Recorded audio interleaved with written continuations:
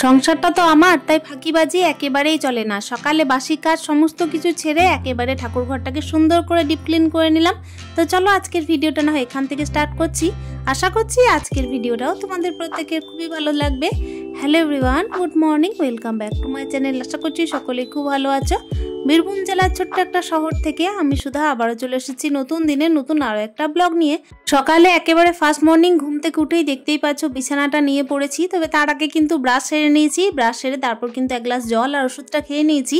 তারপর দেখো এদিকে কিন্তু জল বিস্কুট বা চা বিস্কুট যাই হোক না কেন সকাল টাইমে একটুখানি খাই, কেন কি ওষুধটা তো থাকে। তারপর কিন্তু সংসারের কাজে লেগে পড়ি। আর ফাঁকিবাজি বা ক্লান্তি যাই আসুক না কেন মনের মধ্যে, সেটাকে কিন্তু একদম প্রশ্রয় দিই না। যেহেতু 2 দিন যাবৎ প্রচণ্ড পরিমাণের খাটাখাটনি চলছে, তোমরা তো দেখতেই পাচ্ছ। তাই কিন্তু ক্লান্তি শরীরের মধ্যে এলেও আমি একদম সংসারের পিছনে ফাঁকিবাজি করি না। যেহেতু এখন একটা কিন্তু ধারণা মনের মধ্যে জন্মেই গেছে যে সংসারটা কিন্তু আমার, সেই কারণে কিন্তু ফাঁকিবাজি না করে আমাকে সংসারের সমস্ত কাজ করে নিতে হবে। তাই একদম কিন্তু আলসেমি করছি না। তো দেখো দেখতেই পাচ্ছ এদিকে বিছানাটাকে সুন্দর করে একদম পরিপাটি করে চলে এসেছি এই যে গাছে জল দিতে।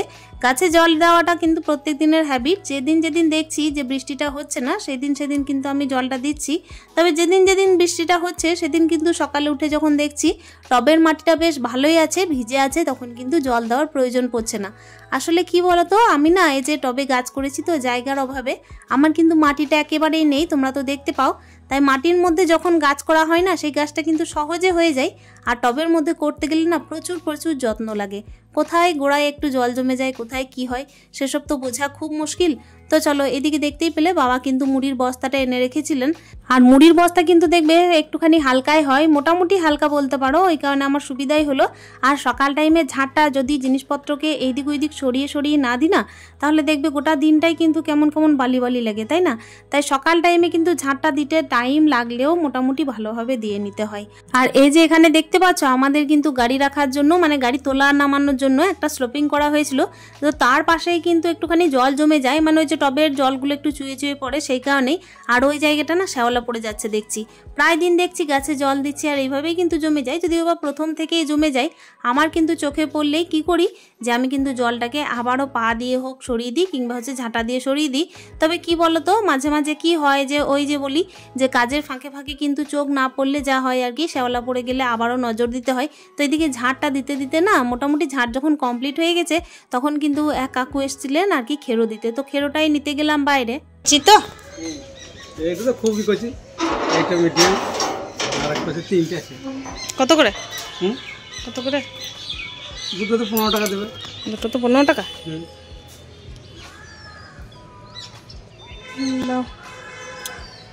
তো চলো ওইদিকে আমি আর বাজারঘাট করিনি আজকে। এই ব্লগটা কিন্তু কোন দিনকার তোমাদেরকে বলা হয়নি। এই ব্লগটা কিন্তু হচ্ছে আমার ছেলের জন্মদিনের আগের দিনের ব্লগ। তো কি বলতো, জন্মদিনের আগের দিন না আমি ঠাকুরঘরটা খুব ভালোভাবে আর কি পরিষ্কার করেছিলাম। আর যেদিন দেখবে জন্মদিন থাকে বা যে কোনো অনুষ্ঠান থাকে, তো সেই জায়গায় যখন আর কি কাজটা হয়, মানে ঠাকুরঘরের কথা বলছি, যে জায়গাটা কি না আমরা কাজে লাগাই সেই জায়গাটার কিন্তু অবস্থা খুব খারাপ হয়ে যায়। মানে কাজের আগেও পরিষ্কার পরিচ্ছন্নতা মেনটেন করতে হয় প্রচুর পরিমাণের, আর কাজ হয়ে যাওয়ার পর তো আর কথাই নেই। কাজ হয়ে যাওয়ার পর কিন্তু প্রচুর খাটনি হয়। তো দেখো আপাতত তো যেদিনের ব্লগটা শেয়ার করছি সেটা কিনা আমার ছেলে জন্মদিনের আগের দিনের। তো ওই কারণে দেখতেই পাচ্ছ ঠাকুর ঘরটাকে খুব ভালোভাবে পরিষ্কার করেছিলাম। প্রত্যেকটা ঠাকুরদেরকে কিন্তু আমি মোছামুছি স্নান সব কিছু করিয়েছি আলাদাভাবে রেখে। তারপর যে সমস্ত আসনের ওপর তাদেরকে বসিয়ে রাখি, তো সেই সমস্ত আসনগুলোকে আমি কাচতে দিয়েছি। তারপরে এই যে দেখতেই পাচ্ছ আমি এই যে তাকগুলোকে খুব সুন্দরভাবে জল কাপড় দিয়ে মুছে নিচ্ছি। আসলে কি বলতো বন্ধুরা, প্রত্যেক দিনই মোছামুছি করি, তবে ওই যে চোখের আড়ালে মানে কিছু জিনিস যেগুলো আর কি আমাদের চোখের বাইরে থেকে যায়, তো সেগুলোকে তো পরিষ্কার করা হয়নি। ওই কারণেই দেখছি যে না, ঠাকুর ঘরটা আমাকে আজকে ভালোভাবে পরিষ্কার করতে হবে। আর ঠাকুর ঘর ডিপ ক্লিন করতে গেলে কিন্তু অনেকটাই সময় লাগে। ঠাকুর ঘর হোক কিংবা রান্নাঘর, দেখবে ডিপ ক্লিনিংয়ের কাজ থাকলে না অনেকটাই মানে জিনিসপত্র সরিয়ে করতে হয়। আর এই তো ঠাকুর ঘরটা পরিষ্কার করতে বলে রাখি, এনারা হচ্ছেন কিন্তু আমার গুরুমা আর গুরু বাবা। তো তাদের জন্য কিন্তু আমার একেবারে আলাদা আসন করা আছে, দেখতেই পাচ্ছ। ওনাদেরকেও আমি প্রত্যেক দিন সেবা দিই। এই তো তোমরা দেখতেই পাচ্ছ। আমি যদি কখনো আশ্রম যাই তাহলে কিন্তু অতি অবশ্যই তোমাদের সাথে শেয়ার করব। ইদানিং যখন থেকে আমি এই যে ইউটিউব প্ল্যাটফর্মে এসেছি তখন থেকে কিন্তু আমি আর আশ্রম যাইনি বলতে গেলে কি বছরে একবার যাই। তবে এই বছর এই যে চারিদিকে যে সমস্ত জিনিসগুলো চলছে তার কারণে কিন্তু হাজব্যান্ডের একদম ছুটি নেই। তো সেই কারণেই দেখো আমি কিন্তু আশ্রম যেতে পারিনি। তবে যেদিনই যাই না কেন তোমরা অতি অবশ্যই দেখতে পাবে আমার গুরু বাবা গুরুমার আশ্রম কি। তো চলো এই যে দেখতেই পাচ্ছ টুকটাক করে কিন্তু অনেক কিছুই বেরোচ্ছে, যেগুলো কি না একদম হাতই দেওয়া হয়নি। আর তারপর দেখছি যে সমস্ত জিনিসগুলো আমাদের দরকারি সে সমস্ত জিনিসগুলোই রয়েছে, মানে প্রত্যেকবারের পুজোতে কিন্তু আবারও আনি, তারপর কিন্তু দেখো আবারও ভুলে যাই, এরকম একটা বিষয়। তবে সেই সমস্ত জিনিসগুলোকেও সুন্দরভাবে রেখে দিলাম। আর এই তো বেদিটাকে ভালোভাবে পরিষ্কার করলাম। কি জানো, আমি যখনই আর কি কোনো পুজো দিই তখন কিন্তু নিচে বসে পুজো দিই। যখন আর কি কোনো বড় পুজো দেওয়া হয় তখন কিন্তু ঠাকুরদেরকে নিচে বসিয়ে তারপর হচ্ছে তাদের মুখের সামনে আমরাও যখন বসে পুজো করি না তখন একটুখানি সুবিধা হয়। আর বসে পুজো করলে কিন্তু ভক্তিটা অন্য রকমের আসে, বলো। তো চলো দেখতেই পাচ্ছ ঠাকুর ঘরটাকে সুন্দর করে পরিষ্কার করে নিয়েছি। তবে ওই যে কয়েক মিনিটের দেখানি একটা ব্যাপার না, সেইটা কিন্তু নয়। ঠাকুর ঘরটা পরিষ্কার করতে বন্ধুরা আমার অনেকটাই সময় লেগেছে। কেন কি দেখো ঠাকুর দেবতাদেরকে শুধুমাত্র আমি তাকের ওপরে তুলে রেখেছি, কিন্তু কোনো রকমের জিনিসপত্র কিন্তু ওপরে তোলা নেই, সমস্ত কিছুই কিন্তু নিচে রাখা আছে। আর নিচের জিনিসগুলো কিন্তু পরিষ্কার করতে অনেকটাই কষ্ট হয় জানো তো, মানে এইদিকে জিনিস ওইদিকে ছড়িয়ে একবার পরিষ্কার করতে হয় আর ওইদিকে জিনিস এইদিকে সরিয়ে। তো চলো ওইদিকে দেখতেই পেলে ঠাকুর ঘরটা ভালো করে পরিষ্কার করে নেওয়ার পর এই তো আমি এবার সেবাটা দিয়ে নিচ্ছি ঠাকুরদের। এদিকে কিন্তু পুজোর বাসনটা সকালে ফার্স্ট মর্নিং আমি ধুয়ে রেখে দিয়েছিলাম। তো চলো জানলাটা এবার খুলে দিই, কেন কি রোদটা খুব ভালো পড়ছে, আর রোদটা পড়ছে যেই একটু মানে হাওয়াও পড়ছে। তো ইদানিং কি হচ্ছে জানো তো, আমাদের এদিকে মানে একদিন বৃষ্টি হচ্ছে আবার একদিন গ্যাপ দিয়ে কিন্তু সেই দিনটাতে বৃষ্টি এমনিই হচ্ছে না, এমনি কারেন্ট থাকছে না, এরকম একটা ব্যাপার। আর যেদিন বৃষ্টি হচ্ছে না সেদিন এত পরিমাণে ঝড় হচ্ছে যে ঝড়ের মধ্যে কিন্তু গাছ উল্টে যাচ্ছে, না হলে কিছু হচ্ছে, এরকম একটা বিষয়।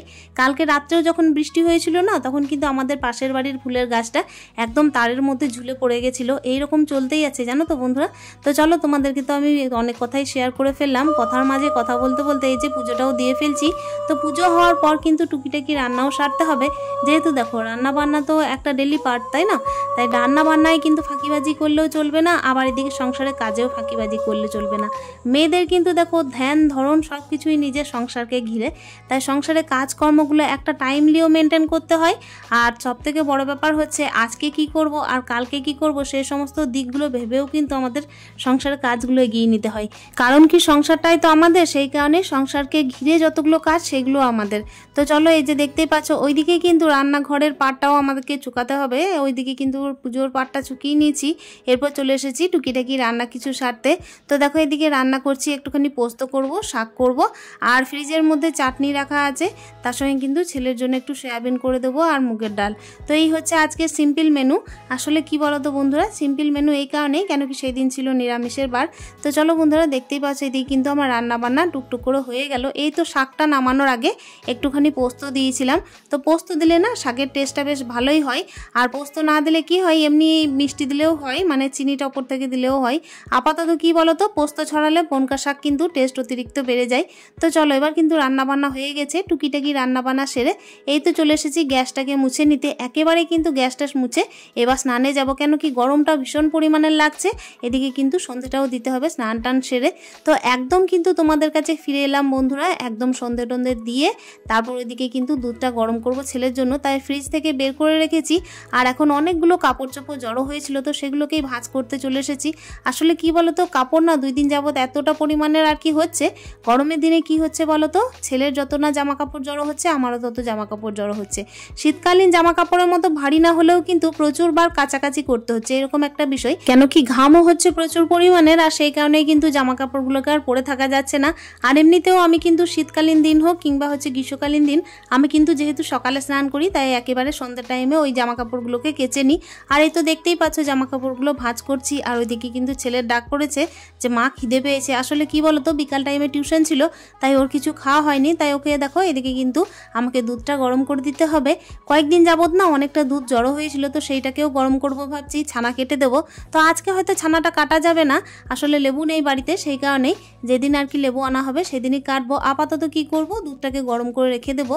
যে পরিমাণের গরম পড়ছে তাতে কিন্তু আমার ছেলেও প্রত্যেকদিন দুধ খেতে চাইছে না, তবুও দেখো যেহেতু বাচ্চা ছেলে তো খুব দরকার খাওয়া প্রত্যেক দিন, সেই কারণেই দিচ্ছি। আর এই তো সারা দিনের ক্লান্তি, তারপর হচ্ছে সারা দিনের পরিশ্রম সব কিছুকে জুড়ে যখন আমার সংসারটাকে আমি একদম সাজানো গুছানো দেখি না, তখন প্রচণ্ড পরিমাণের মনটা ভালো লাগে। আর সবথেকে বড় ব্যাপার হচ্ছে সংসারটা যখন আমার, তখন ইচ্ছেও থাকে যে এই সংসারের প্রত্যেকটা কাজ একেবারে ফাঁকিবাজি না করে ফেলি। তো চলো আজকের ভিডিওটা তোমাদের কেমন লেগেছে অতি অবশ্যই একটা কমেন্টে জানিও। যদি ভালো লেগেছে তাহলে অতি অবশ্যই একটা লাইক করে দিও। দেখা করছি অন্য দিনের অন্য আরও একটা ভিডিওতে। ততক্ষণের জন্য প্রত্যেকে ভালো থেকো, সুস্থ থেকো, স্টে হ্যাপি মন, টাটা।